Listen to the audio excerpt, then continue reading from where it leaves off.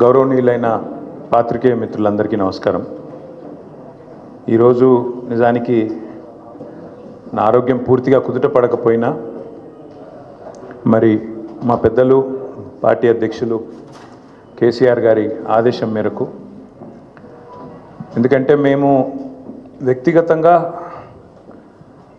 ఎన్ని దూషణలైనా పడతాము, ఎన్ని తిట్లైనా తింటాము, ఎన్ని అవమానాలైనా సహిస్తాం. కానీ గత సంవత్సరన్నర కాలంగా మమ్మల్ని నోటికొచ్చిన బూతులు మాట్లాడినా, నోటికొచ్చిన పద్ధతిలో దూషించిన, చివరికి మా నాయకుడి చావును కోరుకుంటూ నికృష్టపు రోత మాటలు మాట్లాడినా మేము భరించుకున్నాం, సహించుకున్నాం, కోపాన్ని తమాయించుకున్నాం, పంటి బిగువున బరాయించుకుంటూ వస్తున్నాం.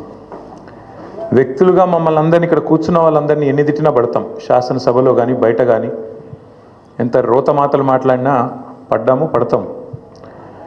కానీ వేల మంది త్యాగాలతో, దశాబ్దాల పోరాటాల ఫలితంగా, అందులో ముఖ్యంగా ఏ రాజకీయ పార్టీ అందులో లేని నాడు,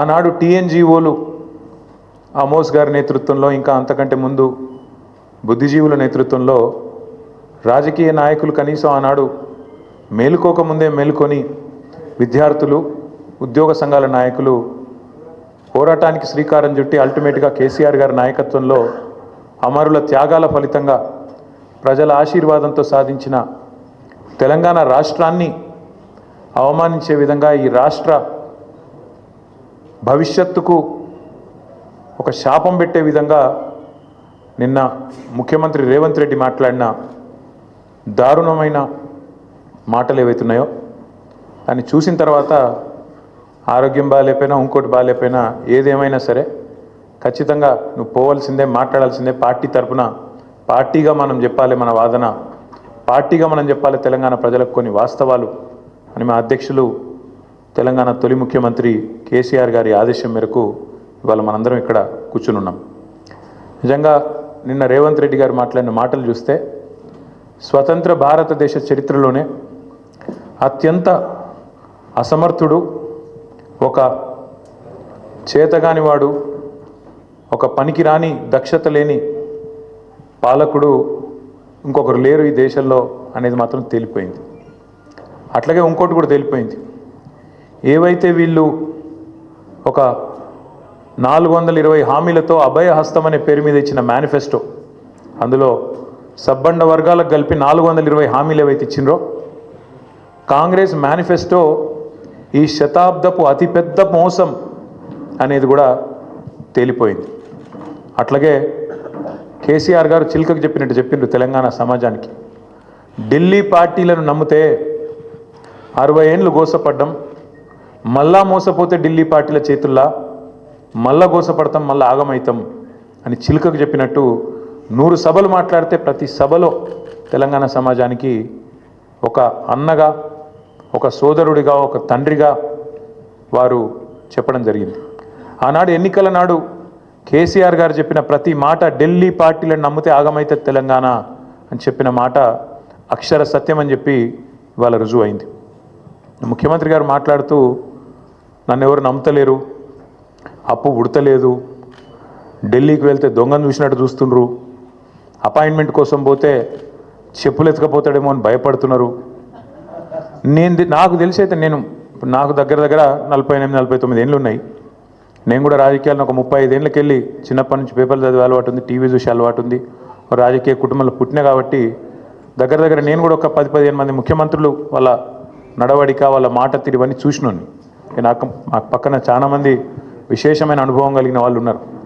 కానీ బహుశా ఇంత దివాలా కోరు మాటలు మాత్రం బహుశా ఈ దేశ చరిత్రలనే ఏ రాజకీయ నాయకుడు కూడా మాట్లాడలేదు. ముఖ్యమంత్రి కాదు, ఏ రాజకీయ నాయకుడు కూడా మాట్లాడలేదు. ఒక్క మాటలో చెప్పాలంటే రేవంత్ రెడ్డి గారు నిన్న నాకు పరిపాలన చేత కాదు అని కాడి పడేసిండని చెప్పక తప్పదు. చాలా స్పష్టంగా కాడి వారేసి నాతో కాదు అని చేతులు ఎత్తేసిండు.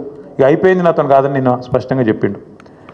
కానీ వారితో పాటు ఈ రాష్ట్ర ప్రజలకు కొన్ని వాస్తవాలు చెప్పాలి కాబట్టి మా బాధ్యత కాబట్టి చెప్పాలనుకుంటా ఉన్నాం. ఎక్కడ పోయినా దొంగలాగా చూస్తున్నారు అంటున్నాడు ముఖ్యమంత్రి. మరి దొంగను దొంగలెక్క కాకపోతే ఎట్లా చూస్తారు? దొంగను దొంగలెక్కనే చూస్తారు. నోట్ల కట్టలతో దొరికిపోయిన దొంగను ఖచ్చితంగా దొంగనే అంటారు, దొంగనే చూస్తారు. ఒక విశ్వసనీయత లేని ఓటుకు నోటు దొంగను కాంగ్రెస్ అనే ఒక ఎర్రి పార్టీ గుడ్డిగా నమ్మి సీఎం చేసింది, కానీ ఖచ్చితంగా దేశంలో మిగతా వాళ్ళు మాత్రం నమ్ముతలేరు. మోసగాళ్లను దొంగలను దొంగలే అంటారు ముఖ్యమంత్రి గారు. ఖచ్చితంగా అది ఈరోజు కాదు, చివరి రోజు దాకా కూడా నీ పరిస్థితి అదే ఉంటుంది, యాద పెట్టుకొని చెప్తున్నా. తప్పు చేసింది దొంగ చేతికి తాళాలు ఇచ్చి కాంగ్రెస్ పార్టీ రాహుల్ గాంధీ గారు. ఈరోజు మే 6, 2025 నేను మీ అందరు గుర్తు చేస్తున్నా, సరిగ్గా 3 సంవత్సరాల కిందట ఇదే రోజు మే 6, 2022 నాడు రాహుల్ గాంధీ గారు వరంగల్కి వచ్చినారు. రైతు డిక్లరేషన్ అనే పేరిట ఆ రోజు రాహుల్ గాంధీ గారు చెప్పిన మాటలు 2 లక్షల రుణమాఫీ చేస్తామని, అట్లాగే రైతు భరోసా 15,000కు పెంచుతామని, అట్లాగే కౌలు రైతులకు రైతు బంధు ఇస్తామని, అట్లాగే రైతు కూలీలకు న్యాయం చేస్తామని వ్యవసాయ డిక్లరేషన్లో చెప్పి 3 సంవత్సరాలు దాటింది రాహుల్ గాంధీ గారు. అందుకే నేను అంటున్నా, తప్పు చేసింది రాహుల్ గాంధీ, తప్పు చేసింది ఏఐసిసి, దొంగ చేతికి తాళం ఇచ్చి ఇవాళ తెలంగాణ చేతికి చిప్పవచ్చే పరిస్థితి చేసింది ఖచ్చితంగా ఆల్ ఇండియా కాంగ్రెస్ కమిటీ, ముఖ్యంగా దానికి బాధ్యుడు లీడర్ ఆఫ్ ఆపోజిషన్గా ఉన్న రాహుల్ గాంధీ గారు అని చెప్పి నేను చెప్తా ఉన్నాను. అట్లాగే ఇవాళ ఎందుకు ఈ మాటలు, ఎందుకు ఈ ఫ్రస్ట్రేషన్ అని చెప్పి ఇప్పుడు కొంతమంది మిత్రులు వారితో కలిసి మేము వస్తున్నప్పుడు ఇక్కడికి కమలాకర్ గారు, నేను మాట్లాడుకుంటూ వచ్చినాం, వెంకటరమణారెడ్డి గారు, అట్లాగే మా ప్రశాంత్ రెడ్డి గారు మాట్లాడుకుంటూ వస్తుంటే వారందరూ అన్నది మాట ఒకటే, అధికారంలోకి వస్తామని వాళ్ళు అనుకోలేదు, అడ్డగోలుగా హామీలు ఇచ్చిండ్రు, నోటికొచ్చిన చెత్తవాగుడంతా వాగినరు, ఎవరేం చెప్తుంది రాసుకుంటూ వేయినరు మేనిఫెస్టో అనుకుంటా, ఇవాళ ఏం చేయాలనో తెలుస్తలేదు, వచ్చినాక మొత్తం నాశనం చేసిండ్రు. అట్లాంటి పరిస్థితి వచ్చింది కాబట్టి ఇవాళ కేవలం తప్పించుకోవడానికి, కేవలం ప్రజలను ఇక మాతో కాదు తప్పించుకోవడానికి మార్గాలు వెతుకుతూ, దొంగతనం చేసినాక దొంగ పారిపోయేటప్పుడు ఎట్లయితే మార్గాలు వెతుకుతాడో ఆ పద్ధతుల్లో రేవంత్ రెడ్డి గారు ఇవాళ మాట్లాడుతున్నట్టుగా ఆయన ఫ్రస్ట్రేషన్ చూస్తుంటే కనబడతా ఉన్నది. ఎన్ని మాటలు చెప్పిండండి మన రాష్ట్ర ప్రభుత్వ ఉద్యోగులకి, ఎన్ని హామీలు ఇచ్చిండు. అసలు ఉద్యోగుల గురించి, ఉద్యోగుల త్యాగాల గురించి, ఉద్యోగులు తెలంగాణ కోసం చేసిన పని గురించి రేవంత్ రెడ్డికి కనీసం ఇసుమంతన తెలుసా? అసలు ఆనాడు కేసీఆర్ గారు నిరాహార దీక్షకు పోయిందే ఉద్యోగ గర్జన సభ నుంచి. ఉద్యోగుల విషయంలో ఆనాడు ఒకసారి ఫ్రీ జోన్ హైదరాబాద్ అనే ఒక తీర్పు వస్తే దాన్ని ఖచ్చితంగా తిరస్కరిస్తున్నది తెలంగాణ సమాజం అని చెప్పి తెలంగాణ ఎన్జిఓల త్యాగాన్ని గుర్తు చేస్తూ తెలంగాణ ఎన్జిఓ అనే సంఘాన్ని ఉమ్మడి ఆంధ్రప్రదేశ్లో కూడా అత్యద్భుతంగా నడిపిన ఉద్యోగ సంఘాల నాయకులకు మా స్వామి గౌడ్ గారు ఇక్కడే ఉన్నారు, మా శ్రీనివాస్ గౌడ్ గారు ఇక్కడే ఉన్నారు, పెద్దలు దేవిప్రసాద్ గారు ఉన్నారు, పాతూరి సుధాకర్ రెడ్డి గారు ఉన్నారు, ఇంకా ఉపాధ్యాయుల నుంచి వచ్చిన మా సోదరుడు రసమై బాలకృష్ణ గారు ఉన్నారు. ఇట్లా ఎంతోమంది ఆనాడు ఉద్యమంలో కదం దొక్కితే వారి త్యాగ స్ఫూర్తితో అల్టిమేట్గా తెలంగాణ వచ్చింది. కాబట్టే కేసీఆర్ గారు దేశంలో ఎక్కడ లేనట్టు కేంద్ర ప్రభుత్వ ఉద్యోగుల కంటే ఎక్కువ ఉండాలి మన తెలంగాణ ఉద్యోగుల జీతాలని చెప్పి 73% ఫిట్మెంట్ ఇచ్చిండు. ఒక స్పెషల్ ఇంక్రిమెంట్ ఇచ్చిండు, తెలంగాణ ఇంక్రిమెంట్. ఎందుకు? ఒకటే కారణం, ఉద్యోగులు వేరు మేం వేరు కాదు, ఉద్యోగులే ఉద్యమకారులై కదం దొక్కిండ్రు, ఉద్యోగులే అత్యద్భుతంగా ఆనాడు పెన్ డౌన్ చేసిన సకల జనుల సమ్మెలో తమ ఉద్యోగాలు పోతాయనే ఇబ్బంది కూడా లేకుండా, ఆలోచన కూడా లేకుండా తెలంగాణ కోసం కొట్లాడిన ఆ సోదరుల్ని ఇవాళ అవమానించడం అంటే, వాళ్లకు మిగతా రాష్ట్రంలోని ప్రజలకు చిచ్చుపెట్టే ప్రయత్నం చేయడం అంటే, ఇది ఒక ఉద్యమ ద్రోహి అయిన రేవంత్ రెడ్డి మాత్రమే చేయగలుగుతాడు తప్ప ఇంకోటి చేయలేడు. ఎందుకంటే ఆయనకు అవగాహన లేదు. ఉద్యమంలో ఆనాడు భుజం భుజం కలిసి మాతో నడిచిన ఉద్యోగులను మేము కడుపులో పెట్టుకొని చూసుకున్నాం. ఎందుకంటే వాళ్ళది మాకు పేగు బంధం. అందుకే ఒక ఉద్యోగ సంఘాల నాయకుడు మంత్రి అయిండు, మరొక నాయకుడు కౌన్సిల్ చైర్మన్ అయిండు, ఇంకొక నాయకుడు బ్రహ్మాండంగా ఆనాడు కార్పొరేషన్ చైర్మన్ అయిండు, ఇంకొక నాయకుడు ఎమ్మెల్సీ అయిండు, ఇంకొక నాయకుడు ఎమ్మెల్యే అయిండు, చాలామంది ఇంకా చాలామంది పెద్ద పెద్ద హోదాల్లో ఆనాడు ప్రభుత్వంలో ఉన్నప్పుడు వారిని గౌరవించుకున్నది కేసీఆర్ ప్రభుత్వం. ఇవాళ ఉద్యోగులు అడుగుతున్నది ఏంది? మీరు చెప్పిందే కదా, మీరే చెప్పిండ్రు. ఇగో పేజ్ నెంబర్ 28 మేనిఫెస్టో, టీఎస్ఆర్టీసీ సిబ్బంది సంక్షేమం, ఆర్టీసీ కార్మికులను ప్రభుత్వంలో విలీన ప్రక్రియ పూర్తి చేసి 2 పీఆర్సీ బకాయిలు వెంటనే చెల్లిస్తాం, వచ్చే పీఆర్సీలో ఆర్టీసీ కార్మికులను చేరుస్తాం, రాష్ట్ర ప్రభుత్వ ఉద్యోగులతో సమానంగా అన్ని వసతులు సదుపాయాలు కల్పిస్తాం. ఆర్టీసీ బస్సులకి ఏందో చెప్పిండిగా. ఇగో ఇది ఆర్టీసీ కార్మికుల గురించి మీరు చెప్పిన మాట. ఇక ప్రభుత్వ ఉద్యోగుల గురించి మీరు చెప్పిన మాటలేంది? సంక్షేమం గురించి మీరే చెప్పినారు. రాష్ట్ర ప్రభుత్వ ఉద్యోగులందరికీ పెండింగ్లో ఉన్న 3 DAలు తక్షణమే చెల్లిస్తాం. రాష్ట్ర వ్యాప్తంగా ఉన్న ఉద్యోగ ఉపాధ్యాయులకు 1 తారీఖున వేతనాలు అందే విధంగా చర్య తీసుకుంటాం. సప్లిమెంటరీ బిల్లులు 15 రోజులు చెల్లిస్తాం. సిపిఎస్ విధానాన్ని రద్దు చేసి ఓపీఎస్ తెస్తాం. పెన్షనర్లకు ఉద్యోగులకు ఇచ్చే DAలను సకాలంలో ప్రకటించి బకాయిలను వెంటనే ఇస్తాం. 317 రద్దు చేస్తాం. కాంగ్రెస్ ప్రభుత్వం ఏర్పాటైన వెంటనే కొత్త PRC ప్రకటించి 6 నెలలలోపు సిఫార్సులు అమలు చేస్తాం. కాంట్రిబ్యూషన్తో పాటు అన్ని రకాల జబ్బులు అని చెప్పి ఇంకేందేందో రకరకాల మాయమాటలు వారి కోసం చెప్పిండ్రు. ఏం అడుగుతుండ్రు ఇవాళ ఉద్యోగులు? మీరు చెప్పిందే అడుగుతుండ్రు కదా. గొంతమ్మ కోరికలు ఏమైనా కోరినరా? PRC వేస్తామన్నారు, ఏది అని అడుగుతుండ్రు. DAలు ఏవి అని అడుగుతున్నారు. కానీ ఇవాళ మీరు మాట్లాడే మాట ప్రజల ముందు ఉద్యోగులను విలన్లుగా చిత్రీకరించే ఒక చిల్లర కుట్ర ఏదైతే స్వయంగా ముఖ్యమంత్రి గారు చేస్తున్నారో వారిని వాళ్ళ తెలంగాణ ఉద్యోగుల తరపున మేము అడుగుతున్నాం. భారత రాష్ట్ర సమితిగా అందాల పోటీలకు 250 కోట్లు ఉన్నాయి, కానీ పెన్షన్ రిటైర్ అయిన వాళ్ళకు మీకు పెన్షన్ ఇచ్చేందుకు కానీ రిటైర్ అయిన వాళ్ళకు రిటైర్మెంట్ బెనిఫిట్స్ ఇచ్చేందుకు కానీ పైసలు లేవా? ఇదేనా నీ ప్రభుత్వం? ఇదేనా నీ ప్రాధాన్యత? నన్ను కోసుకొని తింటారా అంటుండు ముఖ్యమంత్రి. నన్ను కోసుకొని వండుకొని తింటారా? ఇదొక ముఖ్యమంత్రి ప్రభుత్వ ఉద్యోగులను ఉద్దేశించి మాట్లాడిన మాట. అయ్యా ముఖ్యమంత్రి గారు, నిన్ను కోసుక తినేంత పిచ్చోడెవడు లేడు. నువ్వే నీ తలమాసిన విధానాలతోని రాష్ట్రాన్ని కాల్చుక తింటున్నావు. రాష్ట్రాన్ని సంవత్సరంన్నర రాచి రంపాన పెడుతున్నావు నువ్వు. ఇది వాస్తవం. ఇలా రాష్ట్ర ప్రజలు ఒక మౌలికమైన ప్రశ్న అడుగుతున్నారు. కేసీఆర్ ఉన్నప్పుడు కరెంట్ ఎందుకు మంచిగా ఉండే, ఇప్పుడు మంచిగా ఎందుకు లేదు? కేసీఆర్ ఉన్నప్పుడు మంచినీళ్ళు ఎందుకు మంచిగా వస్తుండే, ఇప్పుడు ఎందుకు వస్తలేవు? ఎండాకాలం రాగానే మళ్ళీ ఆగం ఎందుకు అవుతుంది? మళ్ళీ బిందెలు పట్టుకొని రోడ్డు మీదకి ఎందుకు పోవాలి? కేసీఆర్ ఉన్నప్పుడు రైతు బంధు పడుతుండే, ఇప్పుడు ఎందుకు పడతలేదు? కేసీఆర్ ఉన్నప్పుడు టైంకు పెన్షన్లు వస్తుండే, ఇప్పుడు 2 నెలలు ఎందుకు ఎగ్గొడుతుండు?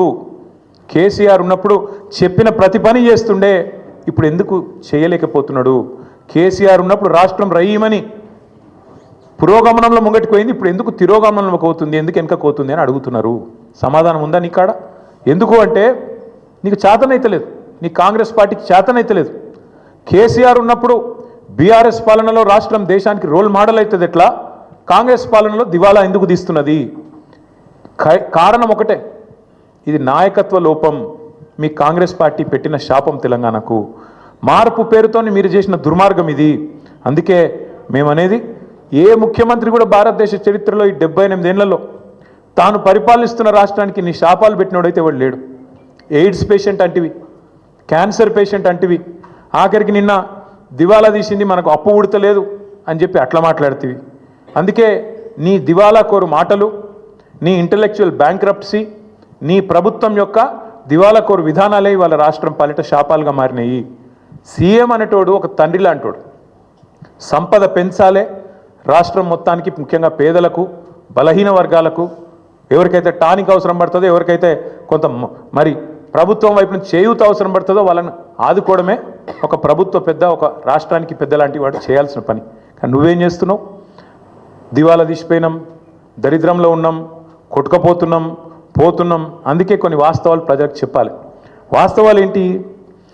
ఏ రాష్ట్రానికైనా ఏ ప్రభుత్వానికైనా ఆస్తులు అప్పులు వారసత్వంగా వస్తాయి. ఇప్పుడు మేము 2014లో ప్రజల దయతో, ప్రజల ఆశీర్వాదంతో ఆనాడు కేసీఆర్ గారు ముఖ్యమంత్రి అయినారు. ముఖ్యమంత్రి అయినప్పుడు కేసీఆర్ గారికి మాత్రం వీళ్ళు కాంగ్రెస్ వాళ్ళు మాకు అప్పచెప్పినప్పుడు రూపాయి అప్పు లేకుండా, రూపాయి ఆస్తి లేకుండా ఇచ్చిండ్రా? అప్పులు ఇచ్చిండ్రు, ఆస్తులు కూడా ఇచ్చిండ్రు. అప్పులు ఇచ్చినారు, ఆస్తులు కూడా ఇచ్చినారు. ఆ రోజు 2014 లెక్క తీసుకుంటే, 2014 లెక్క తీసుకుంటే, ఇది ప్రభుత్వం యొక్క లెక్క, నా లెక్క కాదు, ప్రభుత్వం యొక్క లెక్క.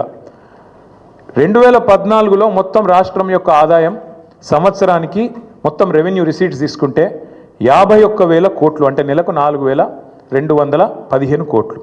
మేము దిగిపోయిన నాడు రాష్ట్రం యొక్క ఆదాయం టోటల్ రెవెన్యూ రిసీట్స్ 2,16,567 కోట్లు.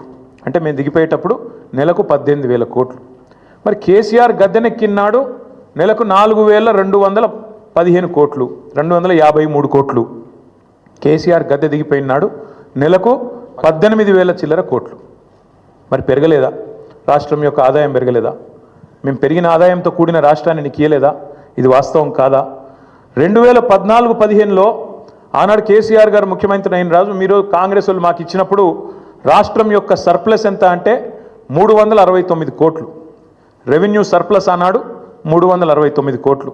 మేము దిగిపోయినాడు 2023-24లో మీకు అప్పజెప్పినాడు మళ్ళీ 4882 కోట్లు. ఈ మీరు ఇచ్చినాడు 369 కోట్లు ఉంటే మిగులు, మేమిచ్చినాడు మళ్ళీ వాపస్ మీకు 4882 కోట్లు. దీని సోర్సు ఇది సిఏజీ లెక్క, నా లెక్క కాదు, బీఆర్ఎస్ పార్టీ లెక్క కాదు, కాకి లెక్క కాదు, కాగు లెక్క. అట్లే అప్పులు తీసుకుంటే అప్పుల గురించి కూడా చెప్తా. మళ్ళా అప్పులు తీసుకున్నా ఆ రోజుకి ఈ రోజుకి మొత్తం లెక్క వివరంగా చెప్తా. అట్లే ఇంకా ఎంత కడుతున్నారు, మిత్ ఎంత కడుతున్నారు, ఏదెంత కడుతున్నారు, ఇవన్నీ ఒక్క నిమిషం మర్చిపోతే వాస్తవం ఏంటంటే ఇది నేను 2020లో బయట పెట్టిన లెక్క.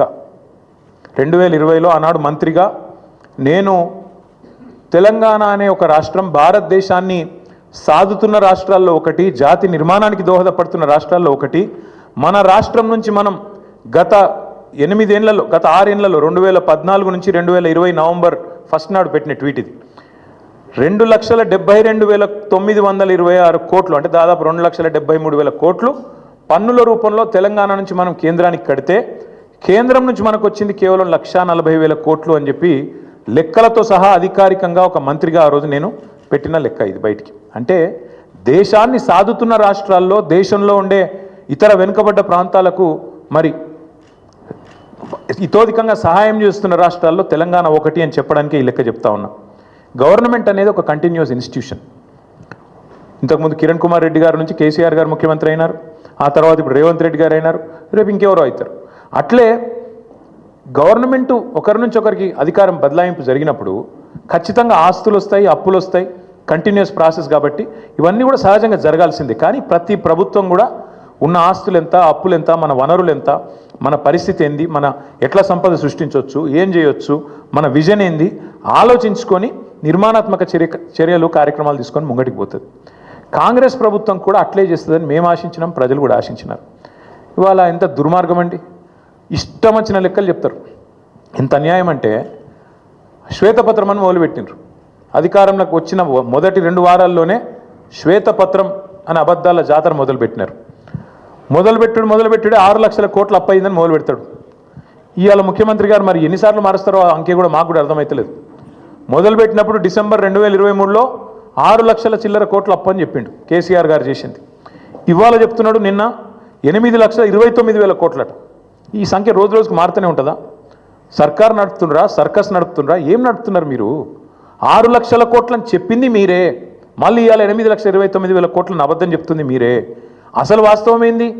4,17,000 కోట్లు మాత్రమే టీఆర్ఎస్ బీఆర్ఎస్ ప్రభుత్వం చేసిన అప్పు. 10 ఏళ్ల కాలంలో సంవత్సరానికి మేము చేసిన అప్పు కేవలం 40,000 కోట్లు మాత్రమే. దాని గురించి వివరంగా ఉంది, చెప్పమంటే చెప్తాను.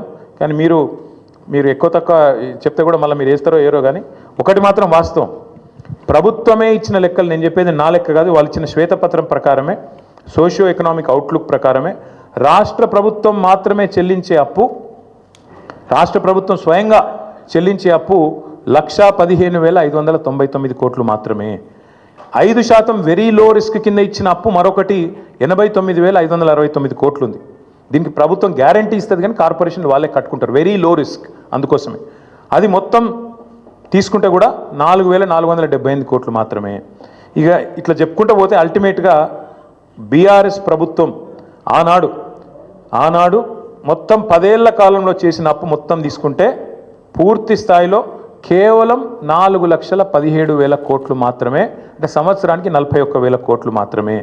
మరి నేను అడుగుతా ఉన్న రేవంత్ రెడ్డి గారిని, మీరు దయచేసి చెప్పండి, మీరు 4,000 కోట్ల రూపాయల నెలసరి ఆదాయంతో మాకు అప్పచెప్తే, తిరిగి మేము మీకు 18,000 కోట్లతో అప్పచెప్తే 2023 డిసెంబర్లో, నిన్న ముఖ్యమంత్రి గారు 2025 ఏప్రిల్లో ఏం మాట్లాడుతున్నాడు? మేలో 18,000 కోట్లే వస్తుంది అంటున్నాడు.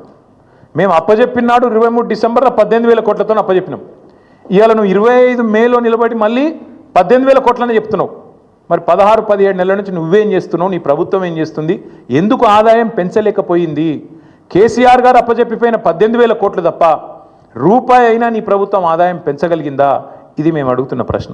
ఇంకొక మాట కూడా మీకు చెప్పాలి, ఎన్ని అబద్ధాలు చెప్తాడు ఈ ముఖ్యమంత్రి అంటే, ఒకరోజు అంటాడు 7,000 కోట్ల అప్పు మితి కడుతున్నా అంటాడు, ఇంకో రోజు 6,500 కోట్లు కడుతున్నా అంటాడు. అసలు వాస్తవం ఏంది? అసలు మిత్తి అప్పు మొత్తం తీస్తే కూడా ఇక బడ్జెట్ డాక్యుమెంట్ ఇది, నాది కాదు కవిత్వం, మొత్తం ఈ ప్రభుత్వం చెప్పిన లెక్క ఎంత తప్పు అంటే రేవంత్ రెడ్డి గారు చెప్తుంది ఎంత పచ్చి అబద్ధం అంటే ఒకరోజు 6,000 కోట్లని, ఒకరోజు 7,000 కోట్లని మొత్తం చెప్పింది ఒక ఎత్తు అయితే మొన్న అసెంబ్లీలో మార్చి నెలలో అసెంబ్లీలో గత 14 నెలలలో రేవంత్ రెడ్డి చెప్పిండు, అది కూడా 14 నెలలలో 64,768 కోట్లు కట్టినా అని చెప్పిండు. బయటనేమో 7,000 కోట్లను ఒకసారి, 6,500 కోట్లను ఒకసారి, నిన్న 10,000 కోట్లు నెలకు అని చెప్తాడు. అసెంబ్లీలోనేమో 14 నెలల్లో 64,768 కోట్లు అని చెప్పిండు. అంటే అల్టిమేట్గా ఏంది? ఆయన చెప్పిన లెక్క ప్రకారం అసెంబ్లీలో చెప్పింది నెలకు 4,600 కోట్లు. అది కూడా తప్పే. 6,000 తప్పే, 6,500 తప్పే, 7,000 కోట్లు తప్పే, 10,000 కోట్లు తప్పే, నెలకు 4,626 కోట్లు కూడా తప్పే. ఇది ఆర్బీఐ రిపోర్టు. దీని ప్రకారం నెలకు తెలంగాణ ప్రభుత్వం కడుతున్నది అసలు మిత్తి కలిపి కేవలం 2,000 కోట్లు మాత్రమే. ఇది కాగు లెక్క, ఆర్బీఐ లెక్క, ఇదేదో కాకి లెక్క కాదు. ఇంకొక మాట కూడా చెప్తా ఉన్నా రేవంత్ రెడ్డి గారికి, వచ్చే 10 ఏళ్లలో ఎంత కట్టాలి అనేది కూడా మా దగ్గర లెక్క ఉంది. వచ్చే 10 ఏళ్లలో కూడా 2032-33 దాకా ఇది కూడా ఆర్బీఐ లెక్క. ఇప్పుడున్న లోన్లు కింద తీసుకుంటే మొత్తం కలిపి వచ్చే 10 ఏళ్లలో కట్టేది ప్రిన్సిపల్ ఏమో 1,02,000 కోట్లు, మిత్తి 1,64,000 కోట్లు, రెండు కలిపితే కూడా 2,67,000 కోట్లు టిల్ ద ఇయర్ 2032-33. అంటే సంవత్సరానికి ఎంత అవుతుంది? వచ్చే 10 ఏళ్ళు సంవత్సరానికి 26,000-27,000 కోట్లు, ఇంతే తప్ప ఏం లేదు. దీనికి ఏదో జరిగిపోయింది, ఏమో అయిపోయింది అని ఒకది కరుస్తారు. వాళ్ళు ఎంపీలు క్వశ్చన్ అడిగినారు పార్లమెంట్లో, తెలంగాణ అప్పుల్లో మునిగిపోయిందట కదా, వాస్తవమేనా? ఇక పార్లమెంట్లో కేంద్ర ప్రభుత్వం ఇచ్చిన సమాధానం ఇది. మొత్తం 28 రాష్ట్రాలు ఉంటే తెలంగాణ 24వ ర్యాంకులో ఉంది. అప్పులు జిఎస్డిపి నిష్పత్తి తీసుకుంటే చాలా ఆరోగ్యకరమైన పరిస్థితి ఉంది తెలంగాణది. 24th ర్యాంకు తెలంగాణదని చెప్పి కేంద్ర ప్రభుత్వం స్వయంగా పార్లమెంట్లో ఇచ్చిన లిఖితపూర్వకమైన సమాధానం. మరి ఎవరు అబద్ధం చెప్తున్నారు, ఎవరు నిజం చెప్తున్నారు? దయచేసి ప్రజలు కూడా ఆలోచించాలని మేము కోరుతా ఉన్నాం. గడిచిన 10 ఏళ్లలో తలసరి ఆదాయంలో భారతదేశంలో నెంబర్ 1 చేసిండ్రు కేసీఆర్ గారు తెలంగాణ. మాకు అప్పజెప్పిపోయినాడు కిరణ్ కుమార్ రెడ్డి గారు. తెలంగాణ అనే రాష్ట్రం 12వ స్థానంలో ఉండే తలసరి ఆదాయంలో, కానీ మేము దిగిపోయినాడు నెంబర్ 1 స్థానానికి తీసుకుపోయింది కేసీఆర్ ప్రభుత్వం కాదా? అట్లాగే ఆర్థికంగా రాష్ట్రాన్ని పరుగులు పెట్టించి దేశంలోనే అగ్రగామిగా తయారు చేసి బంగారు పల్లెంలో పెట్టి నీకు అధికారం అప్పచెప్తే 17 నెలల కాలంలోనే అస్తవ్యస్తం చేసింది నువ్వు కాదా? అస్తవ్యస్తం చేసినావని ఉత్తగానే అంటలేను నేను. ఒక్క చిన్న ఎగ్జాంపుల్ మీకు చెప్తా. స్టాంప్స్ అండ్ రిజిస్ట్రేషన్ 4 ప్రధానమైన ఆదాయ వనరులు ఉంటాయి ఒక రాష్ట్ర ప్రభుత్వానికి. సొంత పన్నుల రూపంలో వచ్చే ఆదాయం తీసుకుంటే 4 హెడ్స్ ఉంటాయి. ఒకటి స్టాంప్స్ అండ్ రిజిస్ట్రేషన్, అంటే మనం ఫ్లాట్ కొన్నప్పుడు కానీ, ప్లాట్ కొన్నప్పుడు కానీ, ల్యాండ్ కొన్నప్పుడు కానీ కడతాం కదా ప్రభుత్వానికి స్టాంప్ డ్యూటీ, అది. రెండవది వెహికల్ సేల్స్, అంటే బండి కొన్నప్పుడు కట్టే పన్ను. మూడవది నువ్వు రోజు కొనుక్కునే కూరగాయలు కానీ, నువ్వు రోజు కొనుక్కునే పప్పు ఉప్పు కానీ దాని మీద కట్టే పన్ను జిఎస్టీ రూపంలో వస్తుంది ప్రభుత్వానికి. నాలుగవది లిక్కర్ మీద వచ్చే ఎక్సైజ్ ట్యాక్స్. ఈ 4 హెడ్స్ నుంచే మీకు దగ్గర 80% ఆదాయం ఒక ప్రభుత్వానికి వస్తుంది.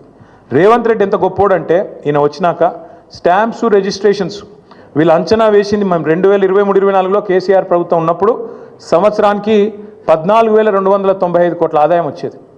వీళ్ళ ప్రభుత్వం వచ్చినాక వీళ్ళు ఏం చేసిండ్రు? మేము చాలా పెద్ద పోటుగాళ్ళం, రియల్ ఎస్టేట్ అంటేనే రేవంత్ రెడ్డి అంటేనే రియల్ ఎస్టేట్ అని చెప్పి 2024-25 సంవత్సరానికి గాను ఒక 4,000 కోట్లు ఎక్కువ వేసుకున్నారు. అంచనా ఎంత వేసారంటే 18,000 కోట్ల పైచిలకు ఆదాయం వస్తుంది రాష్ట్రానికి అని లెక్కలేసిండ్రు. కానీ ఎంత వచ్చింది ఎవరికైనా? 14,000 కోట్లు మాత్రమే వచ్చింది. గత సంవత్సరం కంటే తగ్గింది. ఎందుకు తగ్గింది మరి? ఎందుకంటే మీ తప్పుడు నిర్ణయాలు, మీ తప్పుడు ఆలోచనలు. హైడ్రా పేరుతోని మీరు చేసిన అరాచకం, పేదవాళ్ళ గుడిసెలు గులగొట్టి, పేదవాళ్ళ కడుపుల మీద కొట్టి, లేఅవుట్లకు బీభత్సం చేసి, నువ్వు మీ అన్నదమ్ములు అడ్డమైన వసూళ్లు చేసి, ఎక్కడ చెరువులు ఉంటే ఎక్కడ బఫర్ అని, ఇక్కడ ఇదని అదని బిల్డర్లను బెదిరించి ముక్కు విండి వసూళ్లు చేసి పేదవాడి కడుపు మీద కొట్టి ఆఖరికి రాష్ట్రంలో ఇవాళ రియల్ ఎస్టేట్ పూర్తిగా పడిపోయే పరిస్థితి వచ్చిందంటే దానికి కారణం నీ అరాచకపు నిర్ణయాలు కాదా? ఇది వాస్తవం కాదా? స్వయంగా ప్రధానమంత్రి వచ్చి అన్నాడు ఆర్ఆర్ ట్యాక్స్ వసూలవుతుంది ఇక్కడ అని, రాహుల్ రేవంత్ ట్యాక్స్. ఇది వాస్తవం కాదా? ఇలా బిల్డర్ దగ్గర స్క్వేర్ ఫీట్కి 200 రూపాయలు వసూలు చేస్తున్నమాట వాస్తవం కాదా? మరి కాదంటే నువ్వు ప్రధానమంత్రి మీద కేసు పెట్టి ఆ మాట అన్నందుకు ఎందుకంటున్నా అంటే ఇట్లాంటి పనికిమాలిన పనులు చేయబట్టి ఇవాళ స్టాంప్స్ అండ్ రిజిస్ట్రేషన్ తగ్గింది. జిఎస్టీ ఆదాయం కేసీఆర్ గారు ఉన్నప్పుడు 10 నుంచి 12% ఎన్నడ తగ్గలే. 10 to 12% గ్రోత్ రేట్ ఎన్నడ తగ్గలే. GST growth every year on year 10 to 12% పెరుగుతుండే. కానీ రేవంత్ రెడ్డి వచ్చిన తర్వాత ఒకటే సంవత్సరంలో 0% గ్రోత్ రేట్తో 28 రాష్ట్రాల్లో అట్టడుగున ఉన్నది ఇవాళ తెలంగాణ. ఇది వాస్తవం కాదా? నీ వల్ల ఈరోజు ఈ రాష్ట్రంలో క్రయ విక్రయాలు తగ్గినాయి, జిఎస్టీ పడిపోయింది. ఈ గణాంకాలు వాస్తవం కాదా? ఇది కాగ్ రిపోర్ట్లో వచ్చిన మాట వాస్తవం కాదా? నువ్వు స్వయంగా స్టేషన్ గన్పూర్ మీటింగ్లో చెప్పలేదా? 71,000 కోట్ల ఆదాయం తగ్గింది, రాబడి తగ్గింది రాష్ట్రానికి, నువ్వే చెప్పలేదా? అట్లాగే మీరే వెహికల్ సేల్స్లో కూడా నెగిటివ్ గ్రోత్ రేట్.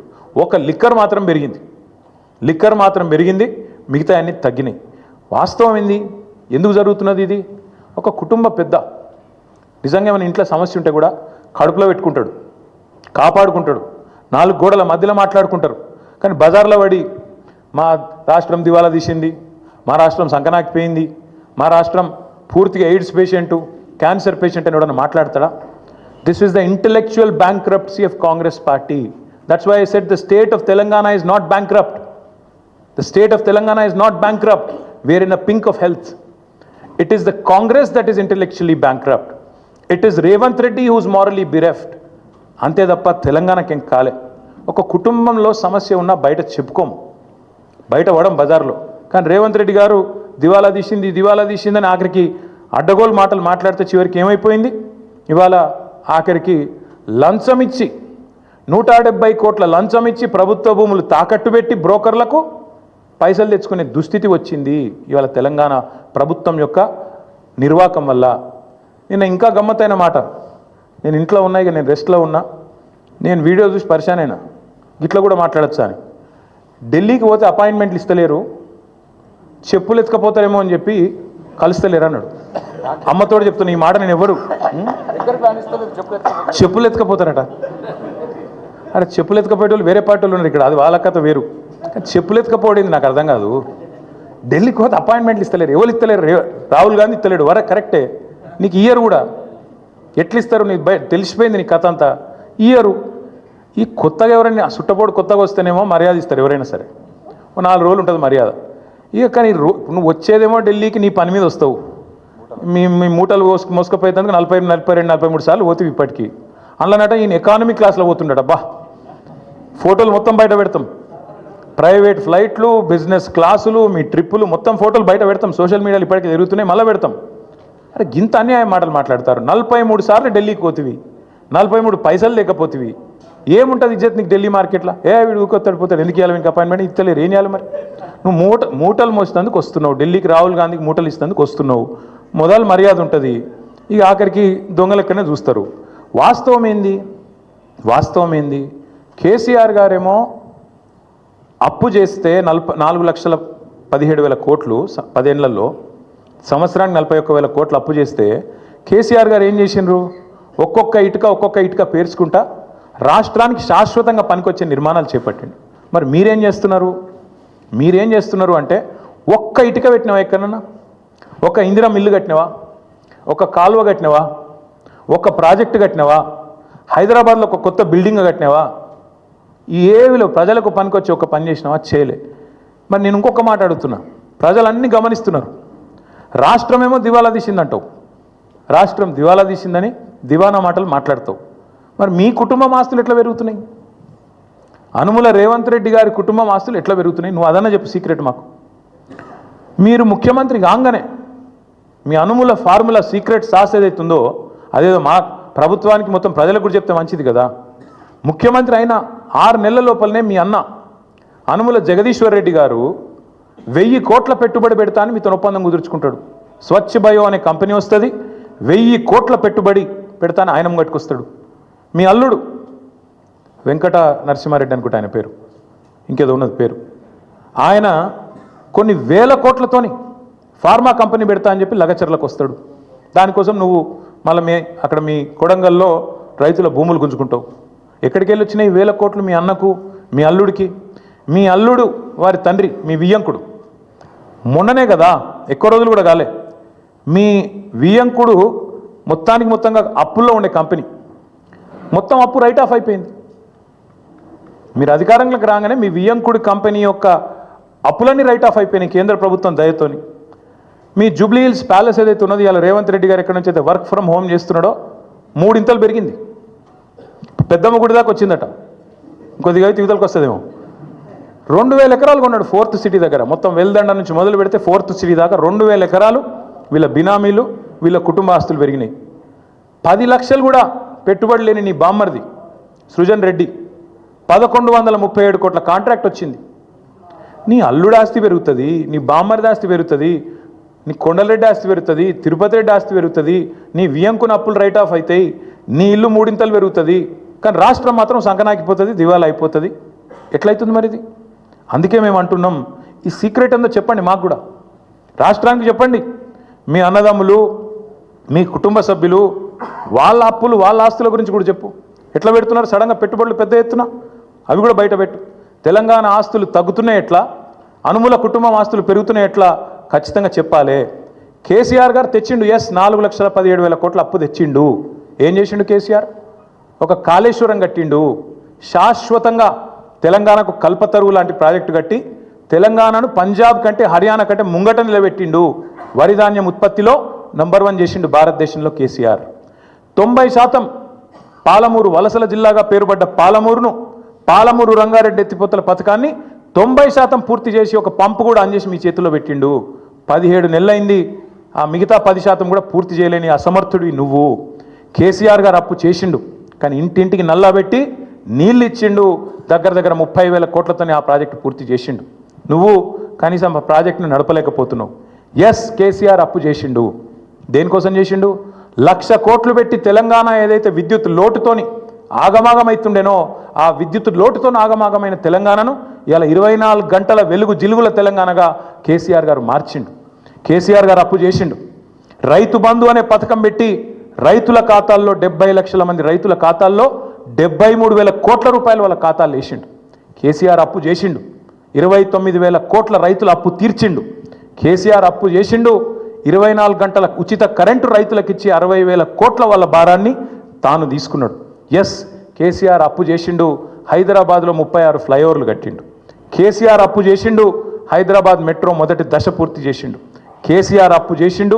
ఒక అఖండమైన సెక్రటేరియట్ కట్టిండు, శాశ్వతంగా తెలంగాణ ప్రజల ఆస్తి. ఒక అద్భుతమైన 125 అడుగుల ఎత్తైన డాక్టర్ బాబాసాహెబ్ విగ్రహం పెట్టిండు. కేసీఆర్ అప్పు చేసిండు. తెలంగాణ అమరులకు అమరజ్యోతి అద్భుతమైన ఒక స్తూపాన్ని నిర్మాణం చేసిండు. కేసీఆర్ అప్పు చేసిండు. 32 మెడికల్ కాలేజీలు పెట్టిండు. 32 నర్సింగ్ కాలేజీలు పెట్టిండు. కేసీఆర్ అప్పు చేసిండు. 1022 గురుకుల పాఠశాలలు పెట్టిండు. కేసీఆర్ అప్పు చేసిండు. ఊరూరికి రైతు వేదిక కట్టిండు. ఊరూరికి నర్సరీ పెట్టిండు. ఊరూరికి డంపింగ్ యార్డ్ కట్టిండు. వైకుంఠ ధామం కట్టిండు. ప్రకృతి వనం కట్టిండు. నువ్వు పీకింది ఏంది చెప్పు? కలెక్టరేట్లు కూడా కట్టిండు. 32 జిల్లాలు కట్టిండు. నువ్వేం చేసినావు? 1,70,000 కోట్ల. నేను చెప్పమంటే ఇంకో గంట చెప్తా కేసీఆర్ ఏం చేసిండు. మీరేం చేశారు? నువ్వు రోజు కూర్చొని అందాల పోటీలు రివ్యూ చేస్తున్న పోలీస్ కమాండ్ కంట్రోల్ సెంటర్ కూడా కేసీఆరే కట్టిండు. నువ్వేం చేసినావు? ఈ 17 నెలల్లో ఒక్క రూపాయితో, ఒక్క ఇటుక పెట్టి నువ్వు తెచ్చిన 1,70,000 కోట్ల అప్పుతోని ఒక్క మంచి పని ఏమైనా చేసినావా చెప్పు. అందుకే మేము అంటున్నాం. ఇంకా విచిత్రమైన మాట నిన్న నేను ఎకానమీ క్లాస్లో పోతున్నా. నేను చాలా పద్ధతిగా ఉంటున్నా. 18 గంటలు పని చేస్తున్నా. నన్ను కోసుక తింటరా అయింది.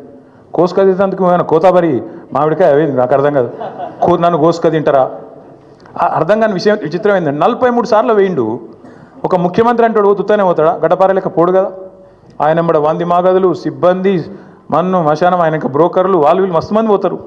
17 నెలల్లో 43 సార్లు నువ్వు ఢిల్లీకి ఎక్కే విమానం, దిగే విమానం, తెచ్చిందైతే ఏం లేదు. పెట్టిన ఖర్చు ఎంత? శ్వేతపత్రం విడుదల చేయి. 17 నెలల్లో నీ మంత్రులు నల్గొండకు పోయితే కిరికెళ్ళి 100 కిలోమీటర్లు పోయితే కూడా షేర్ ఆటో వాడినట్టు వాడుతారు హెలికాప్టర్ని. అవి చూస్తలేరా మీరు?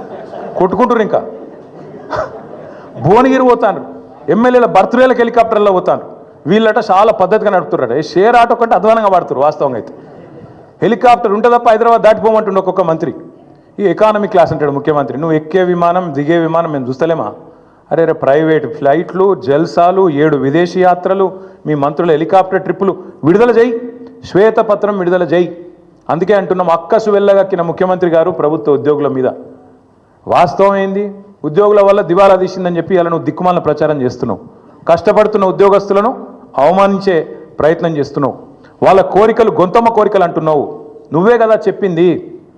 డిఏలు ఇస్తా అని చెప్పింది నువ్వు, పిఆర్సీ వేస్తా అని చెప్పింది నువ్వు. కానీ ఇవాళ అడ్డమైన మాటలు మాట్లాడుతుంది నువ్వు. రాష్ట్రంలో ప్రభుత్వ ఉద్యోగుల కష్టంతో, ప్రజల కష్టంతో వచ్చిన ఆదాయాన్ని వస్తే ఆదాయమేమో నీ ఖాతాలు వేసుకుంటావు, ఢిల్లీకి మూటలు పంపుతావు. కానీ ఉద్యోగులను మాత్రం ప్రజల దృష్టిలో చులకన చేసే ప్రయత్నం ఏదైతే చేస్తున్నావో చాలా చాలా దారుణం. ఇది ఉద్యోగ సంఘాలు కూడా ఈ దుర్మార్గపు ముఖ్యమంత్రి యొక్క ఆలోచన విధానాన్ని అర్థం చేసుకోవాలని చెప్పి కూడా నేను కోరుతా ఉన్నా. నువ్వే కదా చెప్పింది. ఆశాలకు 18,000 రూపాయలు జీతం పెంచుతా అని చెప్పింది ఎవడు? నువ్వు కాదా? అంగన్వాడీలో జీతం పెంచుతా అని చెప్పింది ఎవడు? నువ్వు కాదా?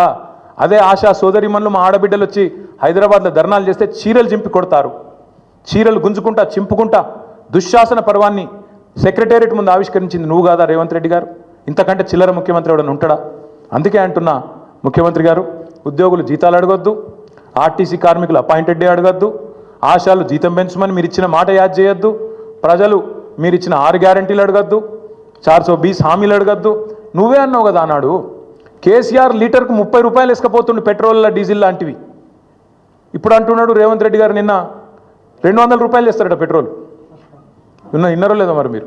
200 చేస్తారట ఇప్పుడు. అందుకే నేను అంటున్నా, ధరలు పెంచుడు కాదు, బుర్ర పెంచుకో, సంపద పెంచి ఆలోచన చెయ్యి, అంతేగాని అడ్డమైన మాటలు కాదు. With great power comes great responsibility.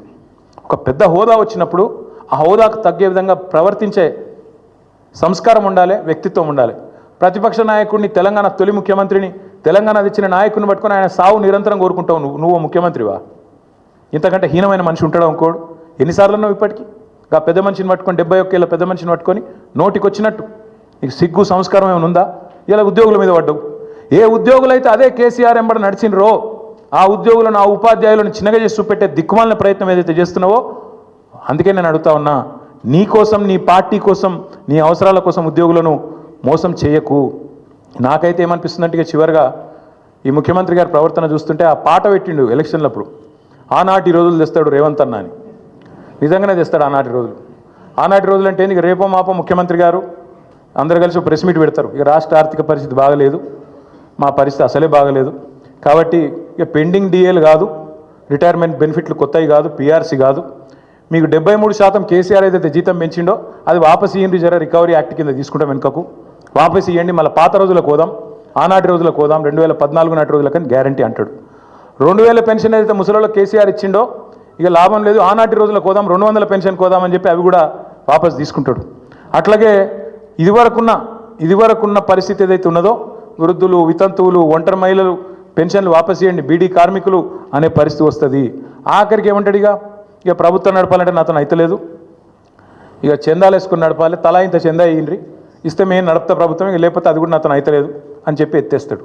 అందుకే మా నాయకుడు కేసీఆర్ గారు చెప్పిండ్రు, మొదటి రోజే చెప్పిండు, చిన్న వయసులో అవకాశం వచ్చింది, మంచిగా నడుపు. పరిపాలన అంటే బజారు భాష మాట్లాడినంత ఈజీ కాదు.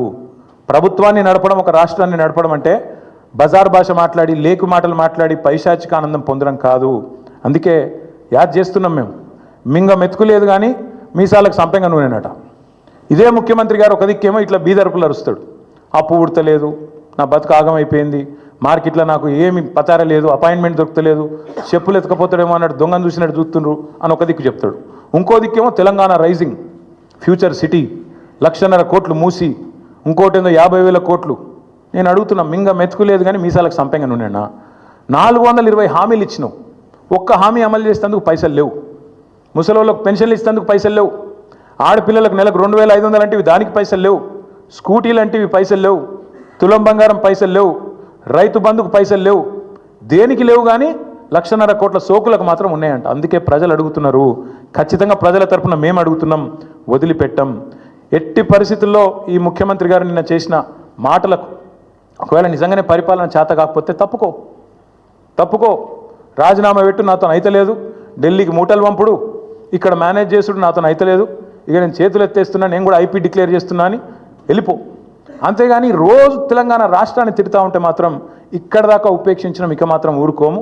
కేసీఆర్ గారిని కూడా ఇంకా ఈ చివరిసారి చెప్తున్నా, ముఖ్యమంత్రి గారు, కేసీఆర్ గారిని ఇప్పటిదాకా ఎన్ని మాటలన్నా పడ్డం, ఇక్కడ నుంచి కేసీఆర్ గారిని నువ్వు వ్యక్తిగతంగా దూషిస్తే మాత్రం నీ నాలిక చీరేసే రోజు కూడా వస్తుంది, తప్పకుండా యాది పెట్టుకో. ఎవడు వందల సంవత్సరాల కోసం పుట్టలేదు, ఎవడు వేల సంవత్సరాలు ఉండడు. పక్కా చెప్తున్నాం, ముమ్మాటికి మళ్ళీ అధికారంలోకి వచ్చేది బీఆర్ఎస్ఏ. నువ్వు చేసిన నీ దిక్కుమాలిన పరిపాలన వల్ల అతలాకుతలమైన రాష్ట్రాన్ని మళ్ళా గాడిన పెట్టే సత్తా ఉన్న నాయకుడు కేసీఆర్ గారు మాత్రమే. అందుకే వాళ్ళ రాష్ట్ర ప్రజలు నీకు చేత కాకపోతే క్షమాపణ చెప్పు, అడ్డమైన హామీలు ఇచ్చినందుకు క్షమాపణ చెప్పి తప్పుకో, అంతేగాని రాష్ట్రాన్ని నిందించడం దూషించడం మానుకోవాలని చెప్పి ఈ అసమర్థ ముఖ్యమంత్రికి చెబుతూ, మిత్రులకు ఏమన్నా ప్రశ్నలు ఉంటే అడగండి, లేదంటే we can conclude. Thank you అన్నా.